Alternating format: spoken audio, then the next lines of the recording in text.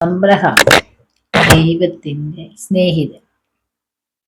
നമ്മളൊന്ന് ചെറിയ ചിന്തയൊക്കെ തുടങ്ങി. അബ്രഹാം ദൈവത്തിന്റെ സ്നേഹിതൻ. പ്രളയത്തിന് ശേഷം ആളുകൾ പോയി താമസം തുടങ്ങിയ സ്ഥലമായിരുന്നു ഊര്. പിന്നീട് നല്ല വീടുകളൊക്കെ ഒരു പ്രധാന പട്ടണമായി മാറി. എന്നാൽ ഇവിടുത്തെ ആളുകൾ സത്യദൈവത്തെ അല്ല ആരാധിച്ചത്, മനുഷ്യരുണ്ടാക്കിയ വ്യാജ ദൈവങ്ങളെയാണ് ആരാധിച്ചത്. ബാബേലിലും ആളുകൾ അങ്ങനെ തന്നെയാണ് ചെയ്തത്. ഊരിലെയും ബാബേലിലെയും ജനങ്ങൾ യഹോവയെ സേവിച്ചിരുന്ന നോഹയോ അവന്റെ മകനായ ഷേമിനെയോ പോലെ ആയിരുന്നില്ല. ഒരു പ്രളയമുണ്ടായി 350 വർഷം കഴിഞ്ഞ് വിശ്വസ്തനായ മോശ മരിച്ചു. വെറും 2 വർഷം കഴിഞ്ഞപ്പോൾ ഇവിടെ ഈ ചിത്രത്തിൽ കാണുന്നത് പോലെ ഒരു മനുഷ്യൻ ജനിച്ചു. ഈ വ്യക്തി ദൈവത്തിന്റെ വളരെ പ്രിയപ്പെട്ടവനായിരുന്നു. അബ്രഹാം എന്നായിരുന്നു അവന്റെ പേര്. അവൻ തന്റെ കുടുംബത്തോടൊപ്പം ഊർ പട്ടണം താമസിച്ചിരുന്നു. ഒരു ദിവസം യഹോവ അബ്രഹാമിന് ഇങ്ങനെ പറഞ്ഞു, നീ ഊർ നഗരത്തെയും നിന്റെ ബന്ധുക്കളെയും വിട്ട് ഞാൻ നിനക്ക് കാണിപ്പാൻ ഈ ദേശത്തേക്ക് പോക. അബ്രഹാം ദൈവത്തെ അനുസരിക്കുകയും ഊരിലെ എല്ലാ സുഖ സൗകര്യങ്ങളും പിമ്പിൽ വിട്ടിട്ട് പോവുകയും ചെയ്തു. അങ്ങനെ ഇപ്പോഴും ദൈവത്തെ അനുസരിച്ചത് കൊണ്ട് അബ്രഹാം ദൈവത്തിന്റെ സ്നേഹിതൻ അറിയപ്പെടുവാനിടയായി.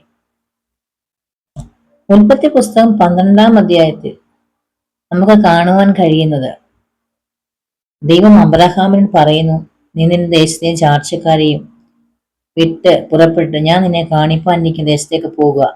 ദൈവം വാഗ്ദത്തം കൊടുക്കുകയാണ്, ഞാൻ നിന്നെ അനുഗ്രഹിക്കും, ഞാൻ നിന്റെ പേർ വലുതാക്കും, നീ ഒരു അനുഗ്രഹമായിരിക്കും, ഞാൻ നിന്നെ വലിയ ജാതിയാക്കും, നിന്നെ അനുഗ്രഹിക്കുന്നവരെ ഞാൻ അനുഗ്രഹിക്കും, നിന്നെ ശപിക്കുന്നവരെ ഞാൻ ശപിക്കും, ഞാൻ നിന്നിൽ ഭൂമിയിലെ സകല വംശങ്ങളും അനുഗ്രഹിക്കപ്പെടും.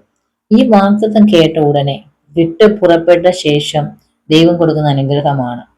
അങ്ങനെ തന്റെ സഹോദരനായ ലോത്തിനോടൊപ്പം അവിടെ നിന്ന് നമുക്ക് കാണുവാൻ കഴിയും. അതിനുശേഷം യഹോവ അബ്രഹാമിന് അരുളി ചെയ്തു, നിന്റെ സന്തതിക്ക് ഞാൻ കൊടുക്കുമെന്ന് അരുളി ചെയ്തത് ഈ ദേശം ഞാൻ കൊടുക്കുമെന്ന് അരുളി ചെയ്തു എന്ന് പറഞ്ഞപ്പോൾ അബ്രഹാം അവിടെ യാഗപീഠം പണിത് ദൈവത്തെ ആരാധിച്ചു. അതിനുശേഷം ദേശത്ത് വലിയ ക്ഷാമം ഉണ്ടായി. ആ ദേശത്ത് നിന്ന് ക്ഷാമം കഠിനമായി തീർന്നത് കൊണ്ട് അബ്രഹാം മിസ്രൈമിൽ ചെന്ന് പാർക്കാൻ പോയി. മിസ്രൈമിൽ എത്തുമാറായപ്പോൾ തന്റെ ഭാര്യ സൗന്ദര്യമുള്ളവരെന്ന് കണ്ടിട്ട് അവർ ഇവരെ കൊന്നുകളയുമെന്ന് വിചാരിച്ചിട്ട് സഹോദരി എന്ന് പറയണമെന്ന് പറഞ്ഞു. അങ്ങനെ അബ്രഹാം തന്റെ ഭാര്യയായ സാറായിയെ സഹോദരി എന്ന് പറഞ്ഞു. അതിനുശേഷം അവരെ മിസ്രൈമിലേക്ക് കൊണ്ടുപോയി. പക്ഷെ അബ്രഹാമിന്റെ ഭാര്യയായ സാറായി നിമിത്തം ഫറവോന്റെയും കുടുംബത്തെയും ദൈവം അത്യന്തം ദണ്ഡിപ്പിച്ചു, കഷ്ടപ്പെടുത്തി. അപ്പോൾ ഫറവോൻ അബ്രഹാമിനെ വിളിച്ചു, നീ എന്നോട് ചെയ്ത എന്ത്? നിന്റെ ഭാര്യ എന്നെ അറിയിക്കാൻ. അപ്പൊ സത്യം എന്ത് ചെയ്തു? ഫറവോൻ അറിഞ്ഞു. അങ്ങനെ നിന്റെ ഭാര്യയാണെന്ന് എന്താ എന്നെ അറിയിക്കാൻ ചോദിച്ചപ്പോ എന്നെ കൊന്നു കളയുന്ന പേടിച്ചിട്ടാണ് എന്ത് ചെയ്തു ഇവിടെ പറയുവാനിടയും. അതിനുശേഷം നമുക്ക് കാണുവാൻ കഴിയുന്നുണ്ട്, അങ്ങനെ പിന്നത്തേതില് അബ്രഹാമും ഭാര്യയും അവനുള്ളൊക്കെ പുറപ്പെട്ട് മിസ്രൈം ദേശത്ത് നിന്ന് എന്തിയാ പുറപ്പെട്ടു. അവിടെ നിന്ന് വളരെ സമ്പത്ത് ഒന്നുമില്ലാതെ ക്ഷാമത്തിന്റെ അവസ്ഥയിലാണ്. പക്ഷെ മടങ്ങി വന്നപ്പോ എന്തിയാ ദൈവം വർദ്ധിപ്പിക്കുവാനിടയായി. അതിനുശേഷം നമുക്ക് കാണുവാൻ കഴിയുന്നുണ്ട്,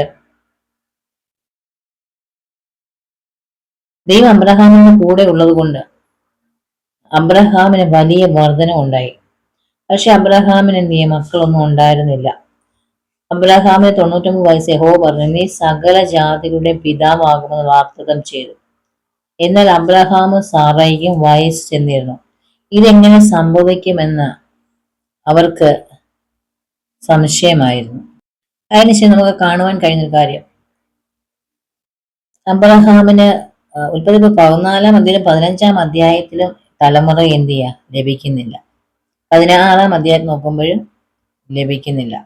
17-ാം അധ്യായത്തിൽ നമുക്ക് കാണുവാൻ കഴിയുന്നത്, പിന്നെയും അബ്രഹാമിനോട് നിനക്കൊരു നിയമമുണ്ട്, നീ ബഹുജാതികൾക്ക് പിതാവാകും. അപ്പം ഇത്രയും ഇറങ്ങി തിരിച്ച് കുറേ നാളായിട്ട് എന്ത് ചെയ്തില്ല അബ്രഹാമിന്.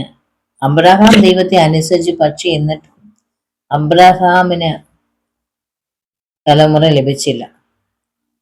അതിനുശേഷം 19-ാം അധ്യായത്തിൽ നമുക്ക് കാണുവാൻ കഴിയുന്ന ഒരു കാര്യം,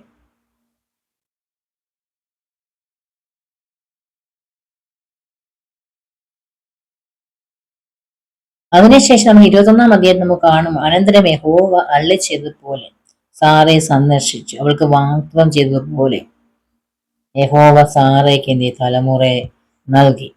അബ്രഹാമിന്റെ വാർത്ത ദൈവം അവനോട് അരുളി ചെയ്തത്, അവധിക്ക് വെച്ചു സാറ ഗർഭം ധരിച്ചൊരു മകനെ പ്രസവിച്ചു, അവന് ഇസഹാക്ക് എന്ന് പേരിട്ടു. അവന് പിന്നെ അതിനുശേഷം ദൈവം കൽപ്പിച്ചതുപോലെ പരിച്ഛേദന കഴിച്ചു. അപ്പോൾ ഇന്നത്തെ നമ്മുടെ ചിന്ത ഇത്രയേ ഉള്ളൂ. നമുക്ക് അടുത്ത ചിന്തയുമായിട്ട് അബ്രഹാമിനെ ദൈവം പരീക്ഷിക്കുന്നതായിട്ട് കാണുവാൻ കഴിയും. അതുമായി നമുക്ക് മറ്റു ദിവസം കാണാം. അതുവരേക്കും കഥ നമ്മെ സഹായിക്കട്ടെ.